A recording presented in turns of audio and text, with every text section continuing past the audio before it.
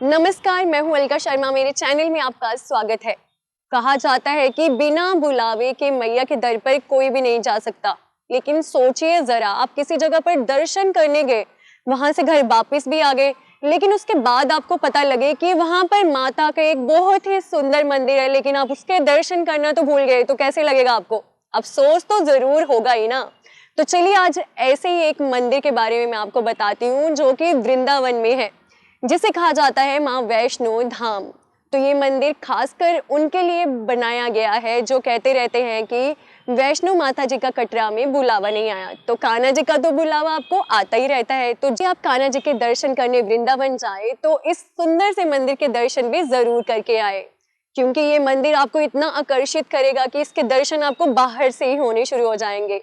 इस मंदिर के शिखर पर माता की एक सुंदर सी विशाल सी मूर्ति बनाई गई है, जो कि आपको बाहर से ही अपनी तरफ आकर्षित करना शुरू कर देगी। और जैसे ही आप मंदिर के अंदर पहुंचेंगे तो आपको लगेगा कि आप जैसे माँ वैष्णो देवी के दरबार कटरा में ही पहुंच गए हैं, क्योंकि इसका जो आर्किटेक्चर है और गुफा का निर्माण है वो बिल्कुल उसको ध्यान में रखकर किया गया है। तो जब भी कान्हा जी से मिलने आए, जब कान्हा जी से मिलने का मौका मिले तो माता के दर्शन करके भी जाएं। अब आपको बता देती हूँ कि आप इस मंदिर तक कैसे पहुंच सकते हैं। तो अगर आप वृंदावन से आ रहे हैं तो प्रेम मंदिर से इस मंदिर की दूरी मात्र 2 से 2.5 किलोमीटर की है, तो जिसके लिए आप ऑटो रिक्शा का सहारा ले सकते हैं या जो पब्लिक बसेस चलती है आप उसमें भी आ सकते हैं। और अगर आप मथुरा से आ रहे हैं तो मथुरा से भी सेम ही आपको प्रोसीजर फॉलो करना है। आप ऑटो रिक्शा में आ सकते हैं या फिर बस में भी आ सकते हैं। बस में आना ज़्यादा अच्छा रहेगा, उसमें आपका बजट भी मेंटेन रहेगा, क्योंकि मथुरा से इस मंदिर की जो दूरी है वो लगभग 11 किलोमीटर के करीब है। अब आप मंदिर तो पहुंच गए, लेकिन मंदिर के अंदर आपको क्या क्या करना है उसका भी बताती हूँ। पहले तो ये मंदिर सुबह 5 बजे से लेकर रात 8:30 बजे तक खुला होता है, इसके बारे में आपको जानकारी दे दूँ। और अगर आप मंदिर में आकर आरती अटेंड करना चाहते हैं तो बता देती हूँ कि आप मंदिर में सुबह 6 बजे पहुंच जाइए तो आपको मंगल आरती के दर्शन होंगे। और अगर आप श्रृंगार के भी दर्शन का लुत्फ उठाना चाहते हैं तो आपको 7 बजे श्रृंगार आरती में शामिल हो जाना है।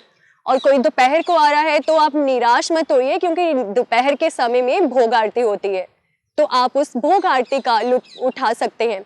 इसी तरह अगर आप शाम को आ रहे हैं तो शाम को 6 बजे होती है मंगल आरती और 8 बजे होती है माता की शयन आरती। आप वो सब कुछ देख सकते हैं।